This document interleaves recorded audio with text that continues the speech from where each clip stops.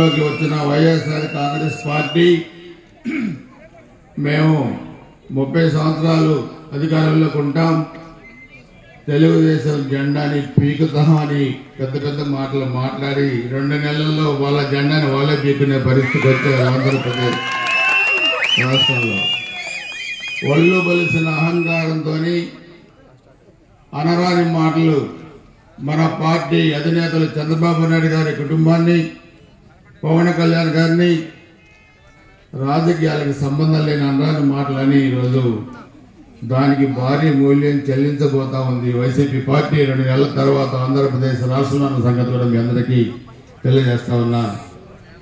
ప్రజాస్వామ్యంలో చాలా మంది ముఖ్యమంత్రులు పనిచేశారు. రాజకీయ పార్టీలు అనేకం అధికారంలోకి వస్తూ ఉంటాయి, అధికారంలోకి పోతూ ఉంటాయి అధికారం నుంచి. కానీ ఈ సైకోలు ఈ ఆంధ్రప్రదేశ్ రాష్ట్రాన్ని 20 సంవత్సరాలు వెనక్కి తీసుకెళ్లారు.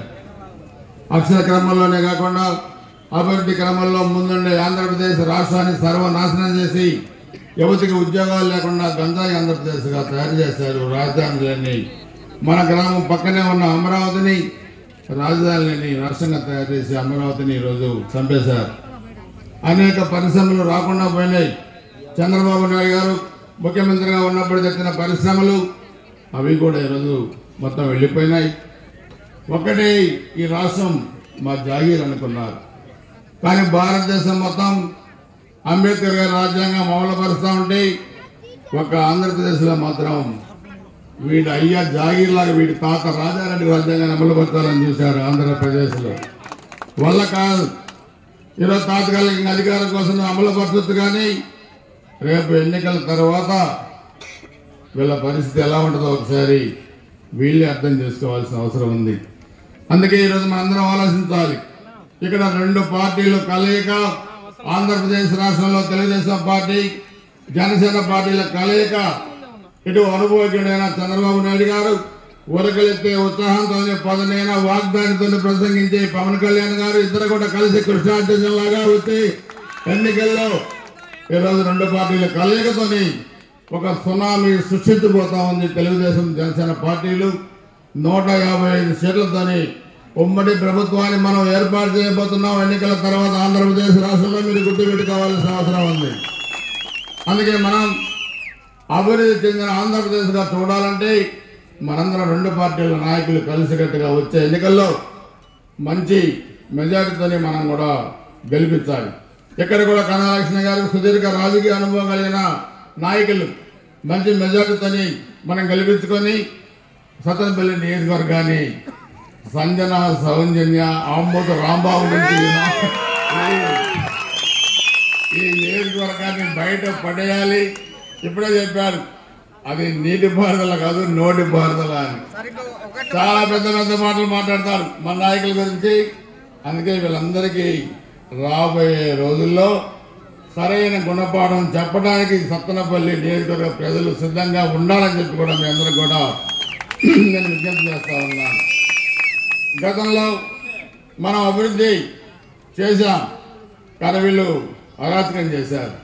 కానీ మేము ఒకటే మీకు చెప్పదలుస్తున్నాం, అరాచకం చేయడం మన ఉద్దేశం కాదు, కానీ అరాచకం చేసిన వ్యక్తులకి మాత్రం బుద్ధి చెప్పాల్సిన బాధ్యత మన మీద ఉందన్న సంగతి కూడా మీ అందరూ కూడా తెలియజేస్తా ఉన్నాను. లేకపోతే వీళ్ళకి అధికారం అంటే అర్థం కాదు. అధికారం మాకే సొంతం, మేము చెప్పినట్టే అందరు విన్నారు అనుకుంటున్న పరిస్థితుల్లో మనం కూడా మన కార్యకర్తలు మనం కాపాడుకున్నాం. అనేక అవమానాలు మనం భరించాం. అందుకే అవమానాలను పట్టుదలగా మార్చుకొని వచ్చే ఎన్నికల్లో మనం పనిచేయాల్సిన అవసరం ఉంది. దయచేసి అందరూ కూడా ఈ 2 నెలలు దాదాపుగా ఉంది, మనకి చాలా తక్కువ టైం ఉంది, 60-65 రోజుల టైం ఉంది. దాదాపు 20 తర్వాత ఎప్పుడైనా నోటిఫికేషన్ రావచ్చు. ఏప్రిల్ 10-15 తారీఖుల మధ్య పోలింగ్ జరగవచ్చు. అందుకనే మీరందరూ 60 రోజులు మీరు పనిచేయండి.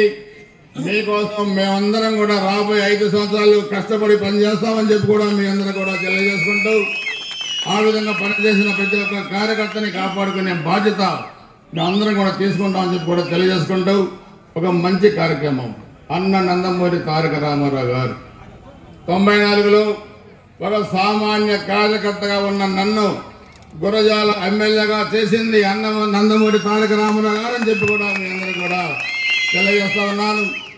అలాగే వరుసగా ఇప్పటికి 6 సార్లు గురజాల నుంచి పోటీ చేసి 7వసారి కూడా మరలా అవకాశం ఇచ్చారంటే అది తెలుగుదేశం పార్టీకి మేము జీవితాంతం రుణపడి ఉంటామన్న సంగతి కూడా మీ అందరూ కూడా తెలియజేసుకుంటూ ఆ విధంగా ఈ కార్యక్రమాన్ని మరి చాలా పెద్ద ఎత్తున నిర్వహించిన మీకు అదేవిధంగా మండల పార్టీ నాయకులకి గ్రామ పార్టీ నాయకులకి పేరు పేరున హృదయపూర్వక నమస్కారాలు, ధన్యవాదాలు అందరికీ తెలియజేసుకుంటూ రాబోయే రోజులు చాలా కీలకమైన సమయం కాబట్టి మీరు అందరూ కూడా ఎప్పటికప్పుడు అప్రమత్తంగా ఉండి మరి కన్నా లక్ష్మణ కానీ భారీ మెజార్టీతో గెలిపేయాలని చెప్పి కూడా మీకు అందరూ కూడా తెలియజేసుకుంటూ అందరి దగ్గర సెలవు తీసుకుంటున్నాను. జై హింద్, జై తెలుగుదేశం, జై జనసేన.